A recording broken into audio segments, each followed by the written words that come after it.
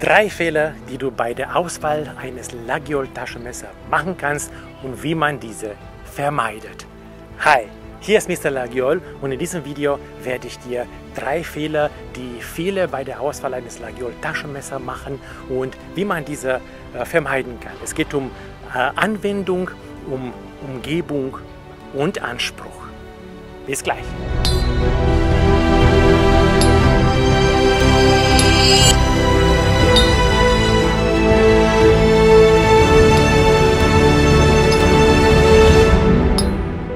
Gerade wenn man sich neu für ein Laguiole Taschenmesser entscheidet, dann kann man einige Fehler dabei machen, denn es gibt wirklich eine unglaubliche Variation und Messervielfalt bei den Laguiole Taschenmesser. Die beginnen bei 70 € und gehen bis 3.000, 4.000 €. Und damit du dich ein bisschen zurechtfindest, habe ich hier 3 Fehler ausgearbeitet, wo ich dir auch gerne helfe, diese zu vermeiden.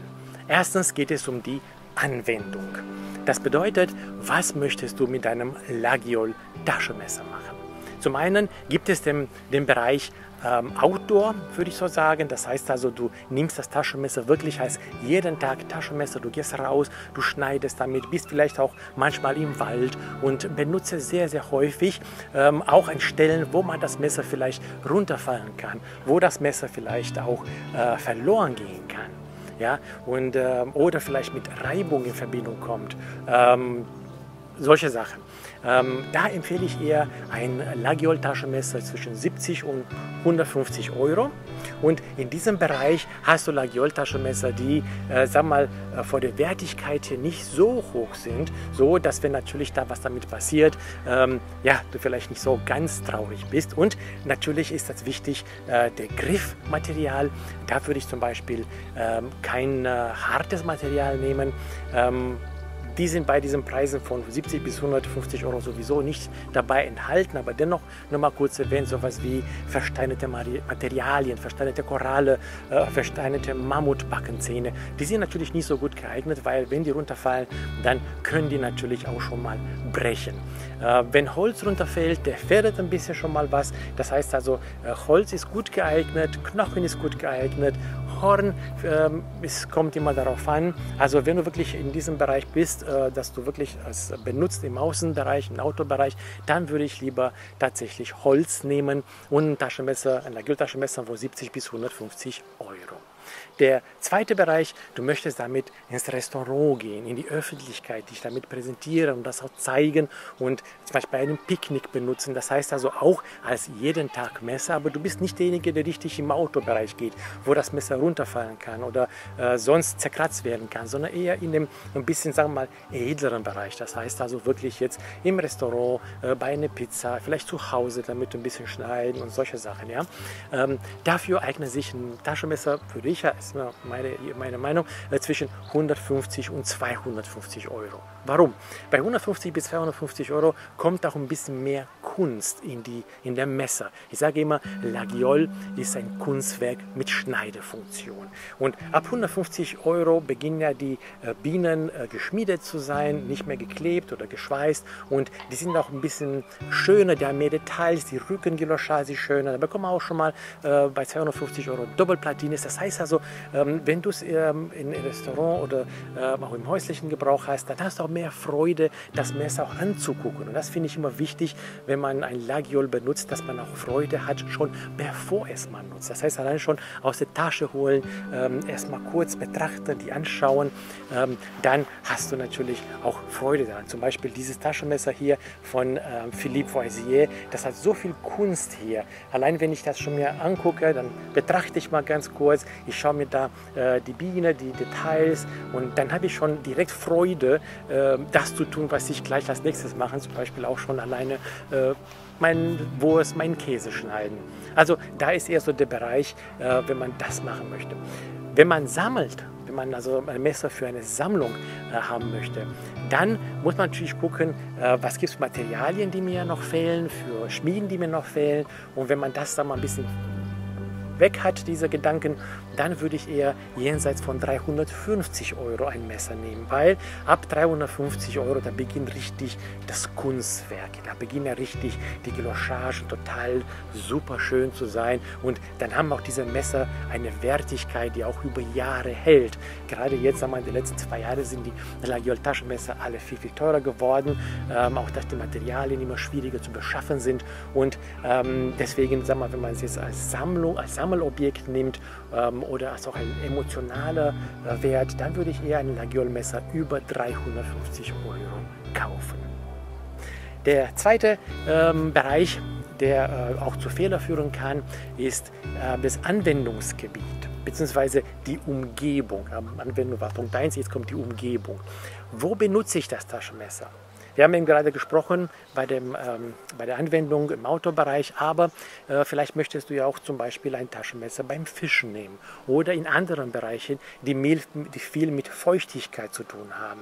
Das heißt also, die Umgebung, wo du das Messer später auch bewahrst, ist ganz wichtig. Wirst du oft feuchte Hände haben, benutzt du es ja, wie ich schon sagte, beim Fischen, wo vielleicht viel mit Wasserkontakt da ist. Da würde ich ja zum Beispiel nicht unbedingt Holz oder Horn nehmen, sondern da würde ich eher vielleicht Knochen nehmen.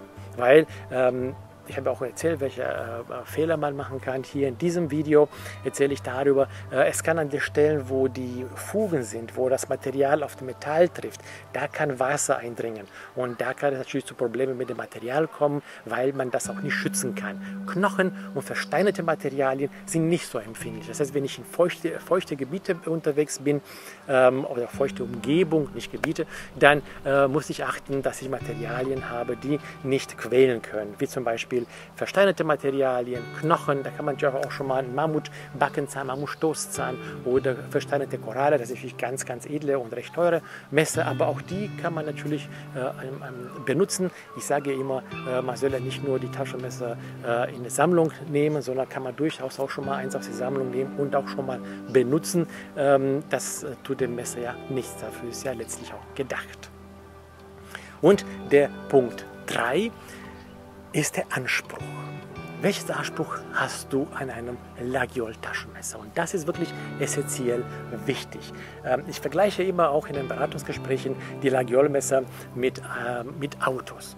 Es ist ja so, sag mal, wenn du 20.000 Euro hast für ein Auto, da kannst du für die 20.000 Euro ein Skoda kaufen oder eben halt, wenn du Mercedes haben möchtest, dann musst du vielleicht 40.000 ausgeben, um das gleiche Auto, sagen wir, von der Größe her, vom Volumen her und sowas, ja? Vom Typ her, von der Klasse her. Und da ist ja so, dass du, wenn du sagst, ich gebe 20.000 Euro für ein Skoda aus, da kannst du ja nicht mit der Idee daran gehen, ja, ist ein Auto, ich erwarte die gleiche Qualität wie bei einem Mercedes. Ja? 20.000 Euro sind auch ganz viel. Dennoch kannst du ja ins Detail nicht so eine Perfektion erwarten wie bei einem Mercedes.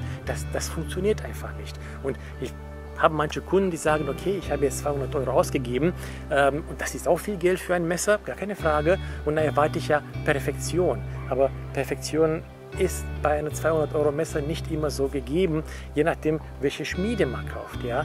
Bei den Schmieden ist es wirklich genauso auch wie bei den Autos. Ich habe da eine Skoda-Schmiede, eine VW-Schmiede, eine Mercedes-Schmiede von der Qualität her, wenn man das vergleicht. Das heißt also, jede Schmiede hat ihren Anspruch an Qualität.